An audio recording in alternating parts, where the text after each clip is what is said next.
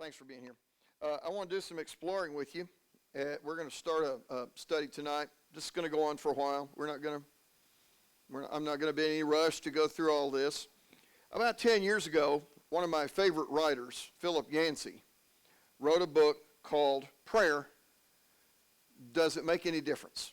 Now, he has written a lot of good books. He has written on the subject of suffering and disappointment with God and things like that. One of his more recent books is What's So Amazing About Grace, which I think is a rather catchy little title. He's just written lots of good things, but he has brought up a lot of questions and a lot of interesting thoughts about prayer. So if you're looking to get all of your answers in one lesson, you're not going to even get close tonight. I want to kind of open the lid and take a look at this subject of prayer and be quite frank with you. In fact, I hinted at this a couple of weeks ago, I think, when we went in our Sunday morning lesson when we talked about the prayers of the church and how that, we hear stories of people praying 2 and 3 hours and we sit and wonder to ourselves, about what?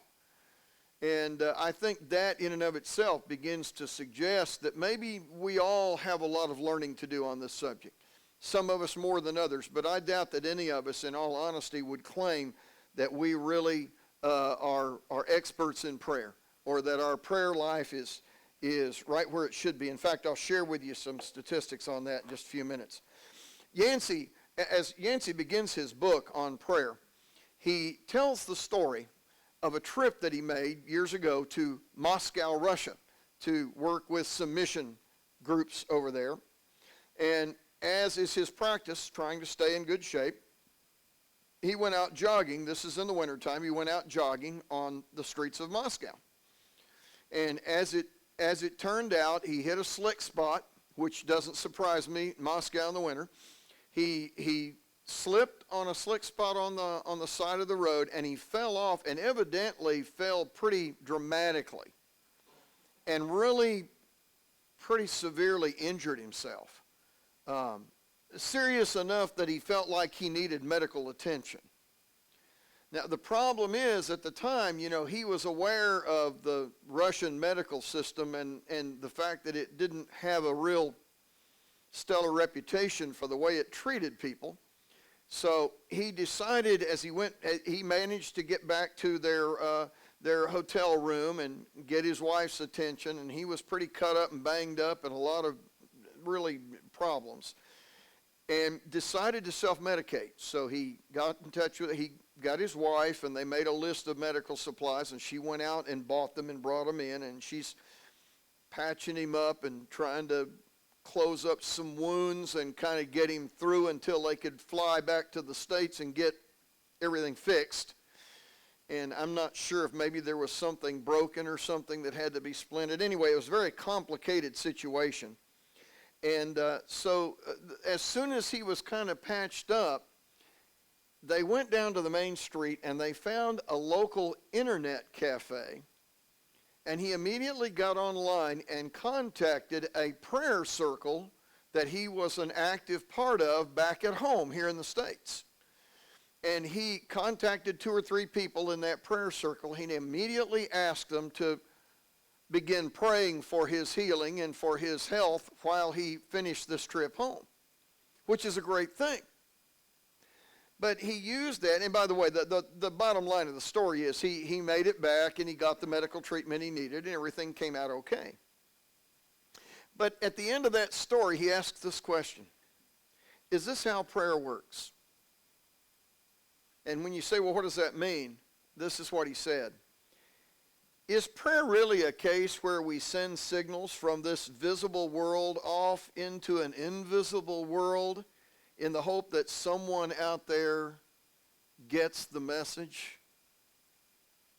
And if they don't answer immediately, how do we know for sure that the message even got through?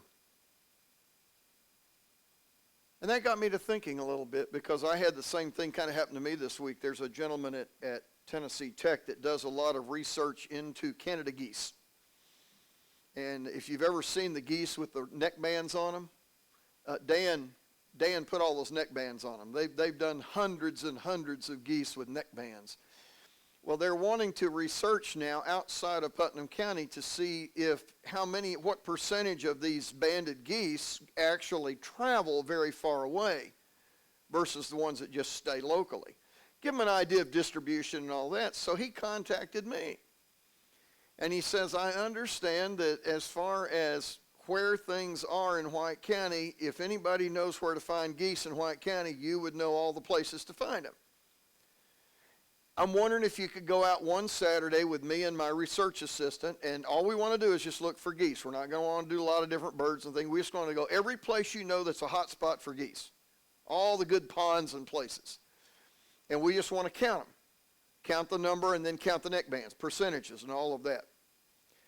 So after 2 or 3, 4 back and forths on email, I finally wrote him back and I said, okay, let's meet at such and such a time at such and such a place next Saturday.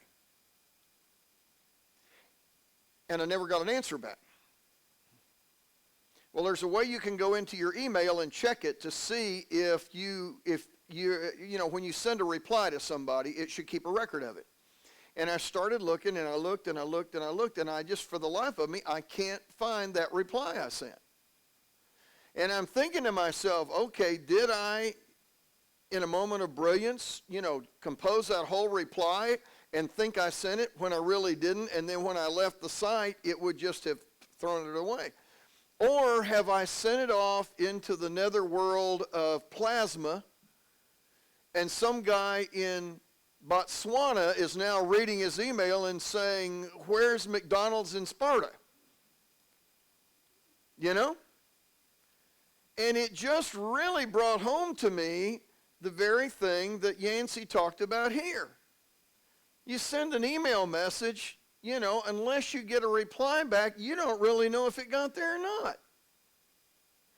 And do you ever feel that way about prayer? Now, the easy answer is to say, well, no, I'm a person of faith. I always believe it gets through. But do you really believe that? Or do you have times when you think, man, I wonder if that got through? Every faith in the world has some kind of prayer. I mean, if you look at them, every faith.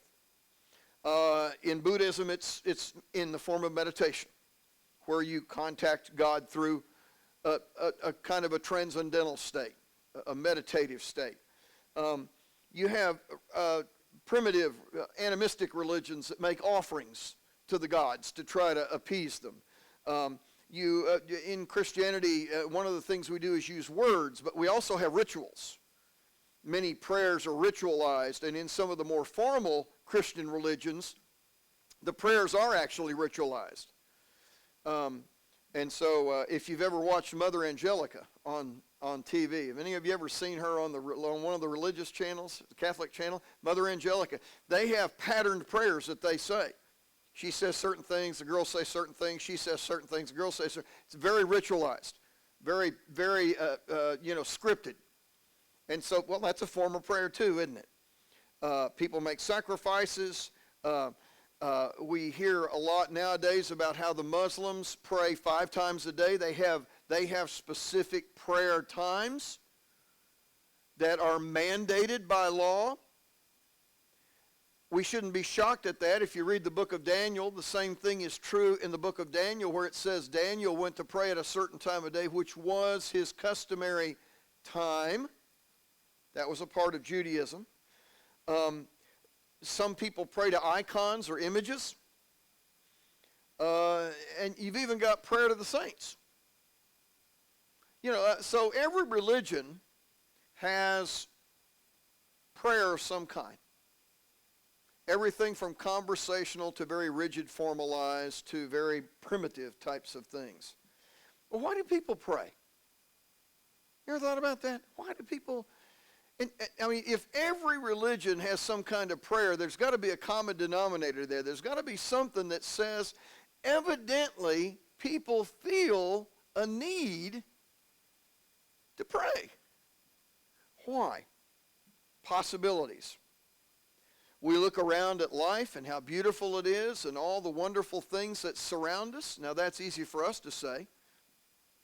If you live in Bangladesh and you live in the river bottoms on a stilted house that gets flooded twice a year during the monsoons, and your average annual income is $37 a year, and you can't feed your family, and 2 out of every 3 of your children die of starvation, you're probably not going to feel the need to express appreciation for the beauty of life.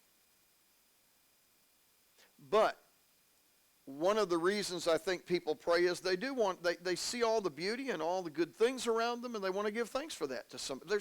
Somebody ought to be thanked for that. And when it's something like the Rocky Mountains or Niagara Falls, you can't thank the local tourism bureau. And so there's somebody bigger that you want to thank. Another thing is, and this is the other side of the coin. I think all of us have times in our lives when we feel small and helpless and afraid. We just feel like everything around us is far bigger than we are, and we look for some relief from that, or some way to cope with that, or some way to understand and make sense of all of that. We want the assurance that we're not alone. We want the assurance that we fit into this whole system all around us, and that there's a purpose to it, and that we've started somewhere, and that we're headed somewhere, and that we're going to get somewhere in the process. That's another thing. And I think another thing that really motivates people to pray, and we see this element in almost every major religion, is there is this real need for forgiveness.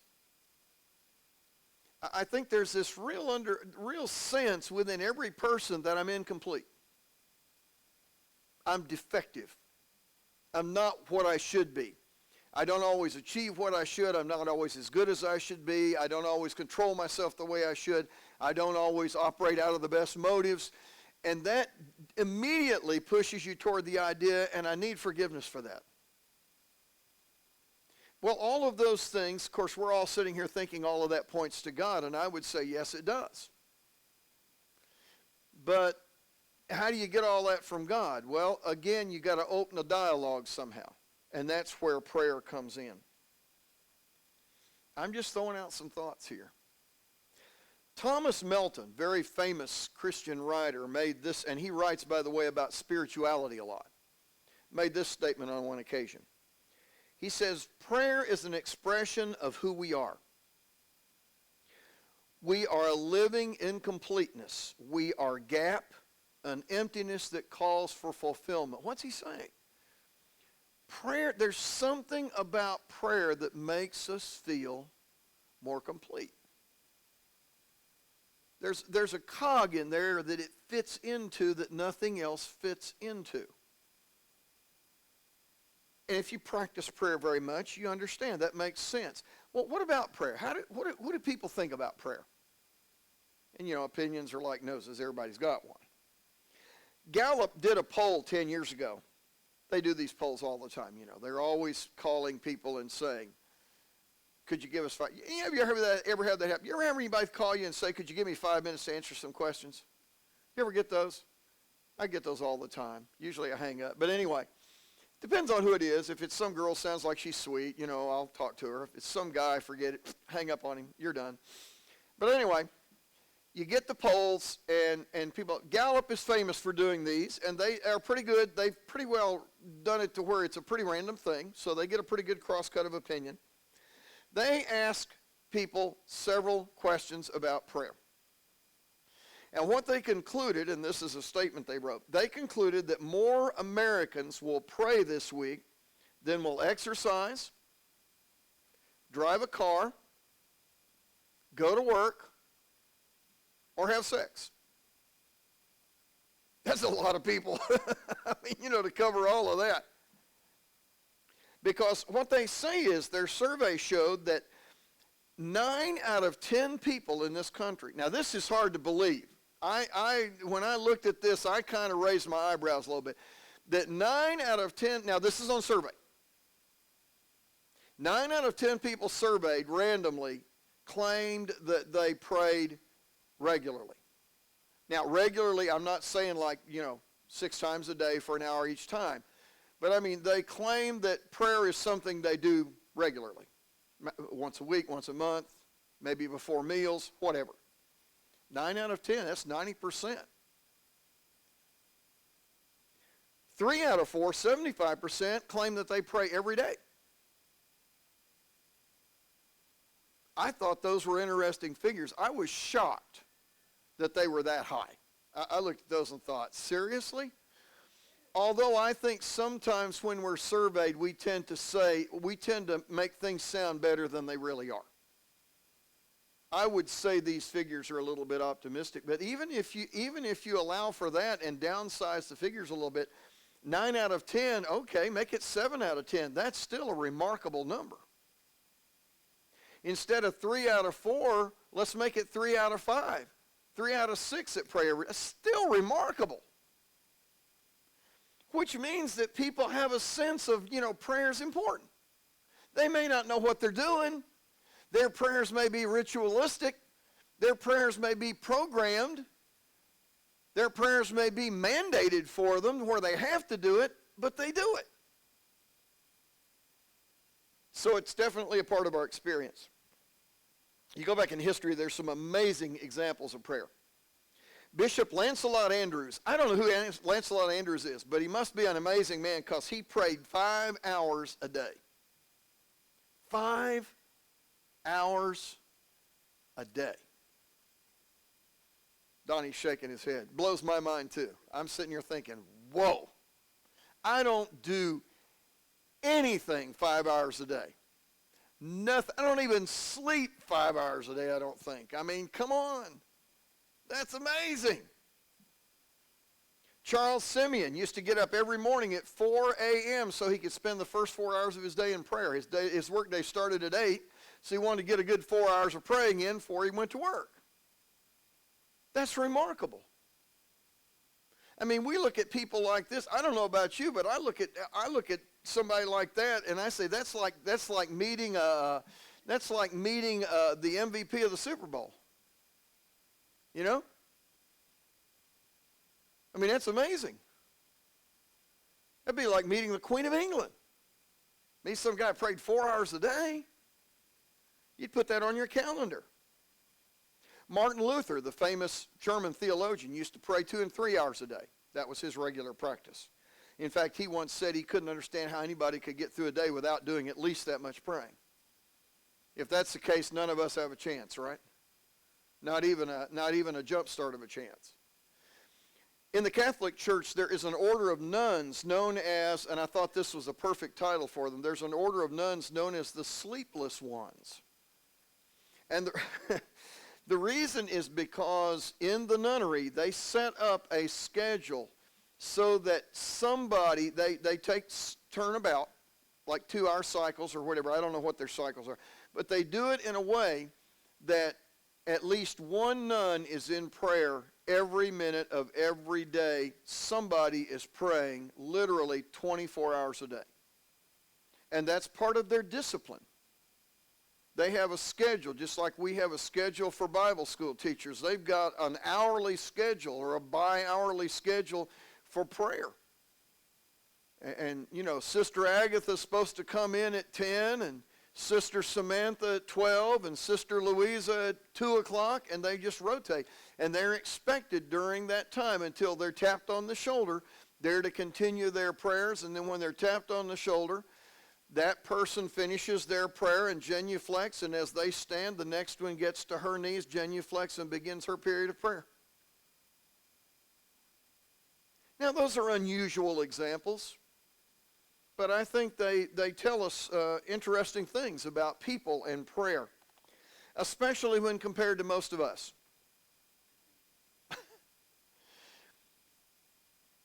How would you feel if sometime we decided to have a 24-hour prayer-a-thon? We'd have to give it some cool name and probably do fundraising with it for some good cause to get people to participate.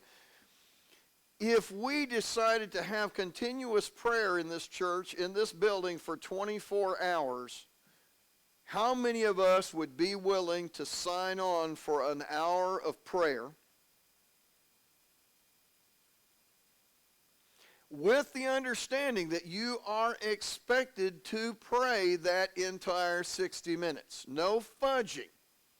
You don't pray 30 minutes and then Wi-Fi up the news and read the news for the next 30 minutes. You have to pray for a whole hour.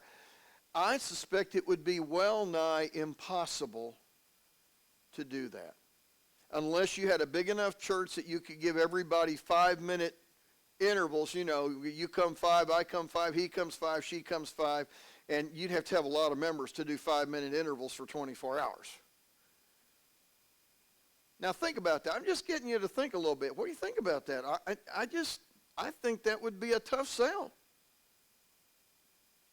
to get people to volunteer to come on a rotating basis for 1-hour shifts for 24 hours. That's 24 people. That would be something interesting. In a recent survey of people who pray, they asked all these people if they prayed, and everyone that said they did, then they asked them, are you satisfied with your prayer life? What do you think the answer for most of them was?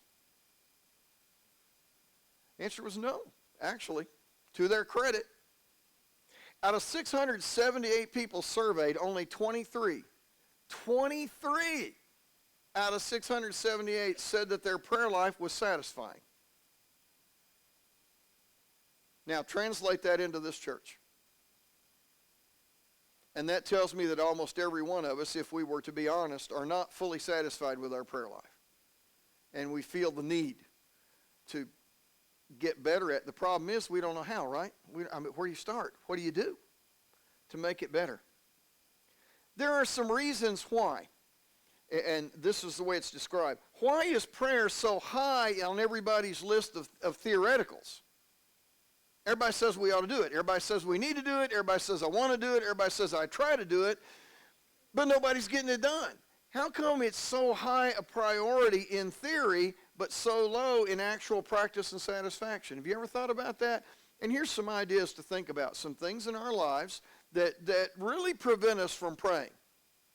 Number one, modern science and technology have phased prayer out of our life. Now, how? Why do they do it? Okay, farmers don't need to pray for a good crop anymore. You just need to buy the right kind of fertilizer. Plant on the proper cycle, get good seed, use best farming practices, and your crop is virtually guaranteed. Used to, an old guy worked his fingers to the bone just to get the seed in the ground, and when he covered it up, he just got on his knees and prayed to the good Lord above that they get enough sun and enough rain at the right time to make it come in, and that after it came up, you didn't have a storm come through 2 weeks later and destroy it all before you got it in. And sometimes you even prayed to God that your mule might stay healthy during planting season so you can get the work done. Because if the mule got sick and died, you wouldn't get the crop in that year. Now think about that. How about medicine? Somebody gets cancer nowadays, they don't pray for God's help. They go to MD Anderson. I'm not criticizing the fact that we have somebody there right now. And I'm sure there are many people that go to MD Anderson or the Cleveland Clinic or some of these other institutions, and they're fantastic institutions, and they're smart, and they're good, and they know a lot of things, and they're extending life, and in many cases they're even curing people to some degree. Not arguing against all of that. And I'm sure that many of the people who go there also take prayer with them. We know that. But I'm talking about just generally speaking people, who needs God when you got a good doctor? Who needs God when 100 miles from here is Vanderbilt, one of the best research hospitals in the world? Can you see how those things would kind of what do we call it? They kind of crowd prayer out of the process. Does that make sense? I guess what I'm saying is a lot of people in our culture today don't feel the need for prayer because they've got more hands-on, visible means of dealing with a lot of those issues. And so you just go to the experts. A second thing that really attacks our prayer life is that we live in a skeptical world. We've talked a lot about that, haven't we? Christians are constantly under attack. Christian stuff is now a joke. To most people, it's just a joke. I mean, you know, when one of our candidates recently got up at one of the largest Christian universities in the country and quoted the book of 2 Corinthians, and even CNN caught it. And it's got to be pretty blatant for them to catch it. But nobody really got upset about that. You know, that this candidate is touting himself as a religious person. And yet he can't even pronounce a book of the Bible the way that I learned when I was 2 years old. And then he gets on TV and he says, well, I've heard it said both ways. Where? I've never heard it said both ways. And I've grown up in the church and around Christian people my entire life. I've gone to Christian schools my whole life. And I've never heard of a 2 Corinthians. But everybody just blew it off. Because we live in an age where people don't care about that stuff. They think it's dumb. Half the people that heard it probably thought, well, what's the difference? That probably is the way a lot of people do it. When you live in that kind of a culture and that kind of an atmosphere, it takes the edge off your desire to pray. Another thing that affects our prayer is that prosperity. When you live in a prosperous culture, how often does the Bible warn us against the dangers of prosperity? Not because it's a sin. There's no sin in being prosperous. But prosperity tends to breed self-centeredness and self-reliance. I don't need to pray to God for something. I'll just go buy it. I can work 3 hours of overtime and buy it. I don't need to pray about it. You know, talk to my investor. We'll shift some investments and, you know, things will be fine. A lot of people believe that if you got enough money, you can solve anything. And that breeds a non-prayer environment.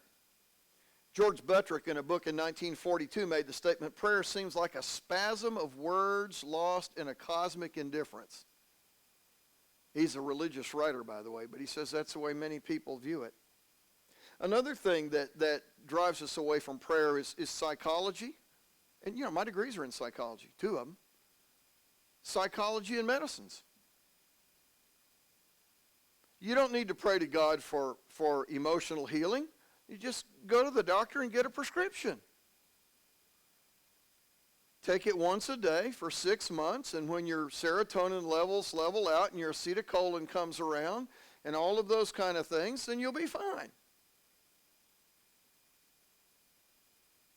I'll tell you this, until you go off the meds. And the day you go off the meds, it comes unraveled. But we have become, and many in the medical field believe this, they believe that medicine can fix anything. If you're emotionally distraught, I'll give you some pills, you'll be fine. Your life is a train wreck, you make bad decisions all the time, you can't handle responsibility, I'll give you a couple of pills every day and you'll be fine in 6 months. This is the thinking of our culture. Who needs to pray to God to be centered and self-disciplined and to bring in the fruits of the Holy Spirit to make your life more what it should be when you can just take a couple of pills and you're fine? And so that kind of breeds that kind of, and of course the other thing that robs us in prayer is time, isn't it? And we all do some of this, but we're so busy. And listen, if you think it's a problem for us, drop down a generation or 2.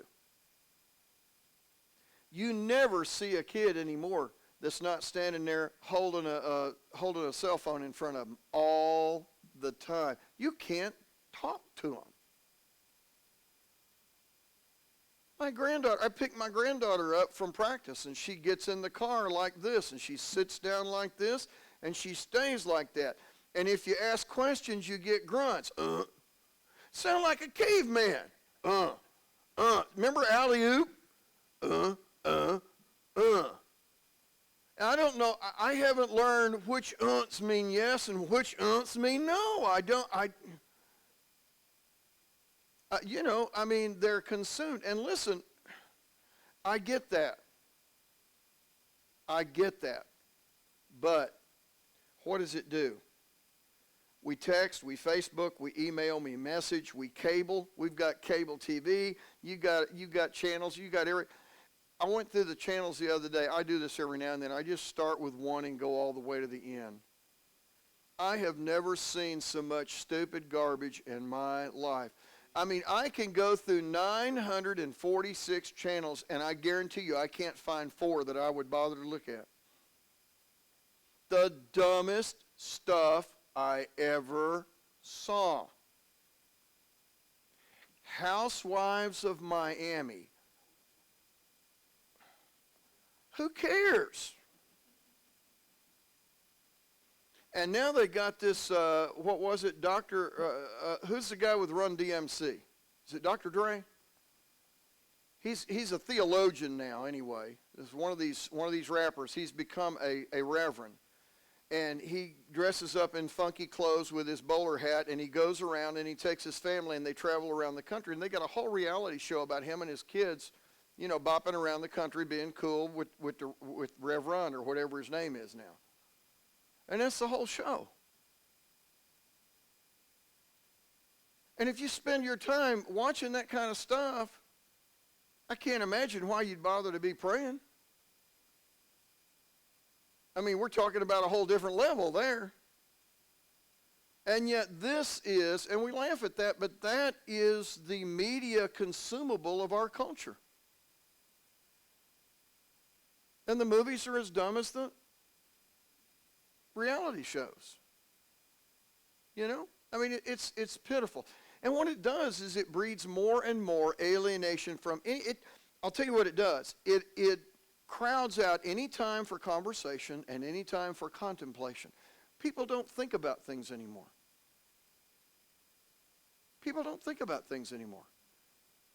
That's why if a guy can make a couple of good speeches and drop a few one-liners, he can get a following of millions. And if you ask anybody in his following, what does he stand for on this, or this, they can't tell you. And I'll tell you why. Because after 6 months of campaigning, he hasn't said anything about what he believes on any of that stuff. Well, why do you like him? He's so cool. He's a dude, man. Did you see the way he smacked those guys down in that debate? And that means, what, you think you're going to smack Putin down? I doubt that. He works out. And this is, and I'm not picking any one candidate. I see it a lot with a lot of people that run, people, and people follow that and they're not thinking at all. There's no contemplation. How's your spiritual life? You tell most people like that, you ask most people, how's your spiritual life? And they stand there like a doe deer in the headlights and look at you like, what? How's your prayer life? What? What? They don't know what you're talking about. And yet they're living a few short years on this planet preparing themselves for eternity. And they haven't even thought about what eternity is or what's out there or why they're living or anything. Day to day, hand to mouth, that's the way we live. Well, let me pull all this together for a second.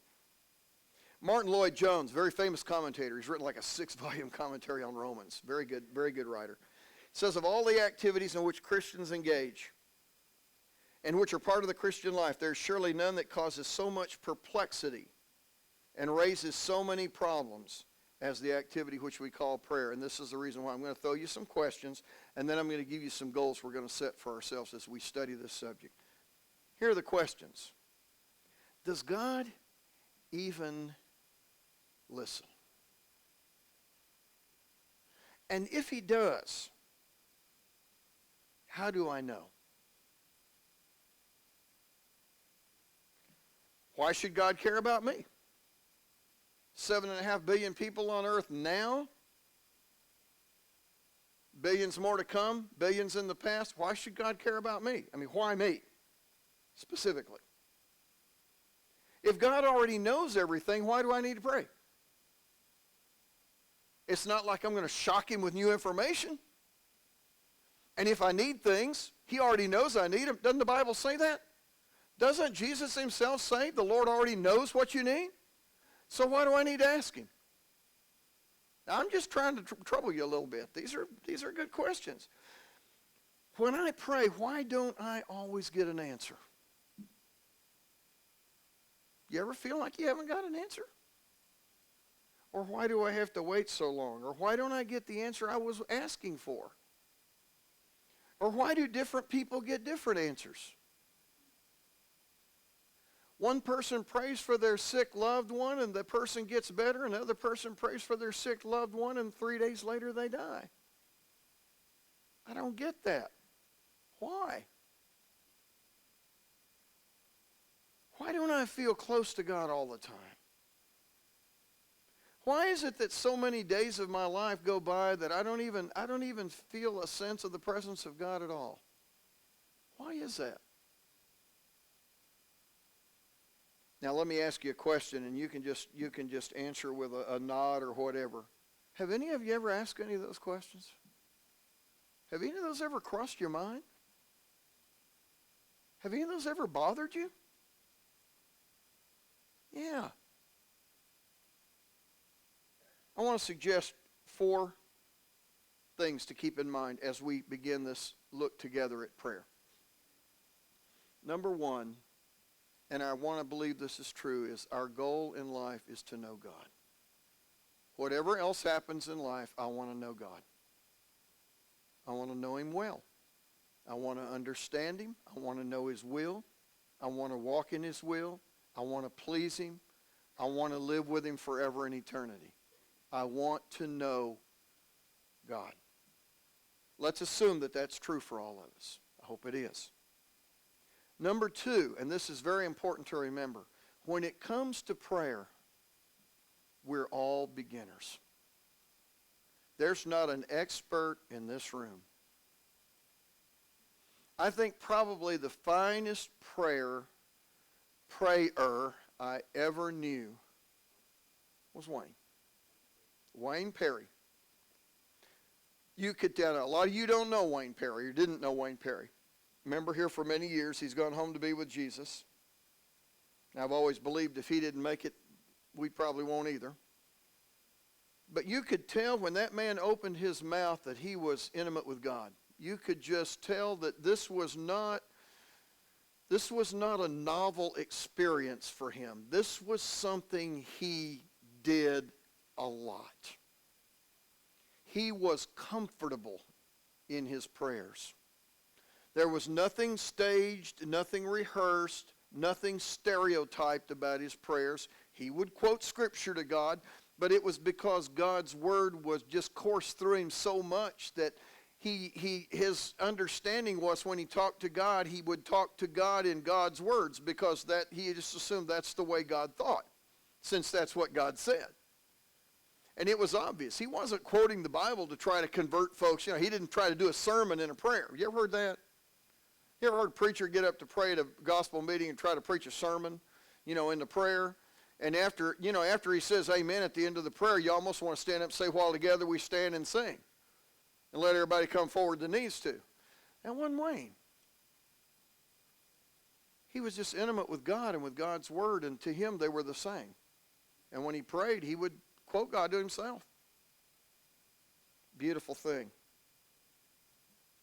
He was a beginner. And if you talk to him, he'd tell you that. So we're all beginners. We've got a lot to learn. Number 3, the key to prayer is don't focus on the techniques, but on the process. And that is so important because that's where we mess up. Most of the sermons we've all ever heard on prayer are about what? Techniques. Can you do you raise your hands or hold them down? Do you fold them do you do them? And if you do it like this, do you do it like this or do you do it like that? Because the picture that's always so famous is like that. And so I've often wondered, but what if I do my hands like that? Do you kneel or do you stand? Or do you do as one fellow used to do? He would go into his bedroom and he would lay prostrate on the floor beside his bed and pray. Technique, right? What about the words? Can you use thee and thou instead of you and your? That's technique. Are certain phrases required? That's technique. We're still not talking about prayer. We're just talking about technique. How many points should a prayer have? That's like doing a sermon. How many points should a sermon have? Well, however many you need to say what you're going to say. Technique. We've got to divorce ourselves from this technique fascination that we have and think about prayer for what it is, which is intimate communication with God. And there's no technique for that. Anybody that's ever dated knows that. You know? What communicates with one person really well doesn't work for somebody else at all. And if you try it, you won't go anywhere. The last thing is learning prayer will require some discipline. It'll be something we have to work at. You'll have to think about it. You'll have to get off by yourself. You'll have to contemplate.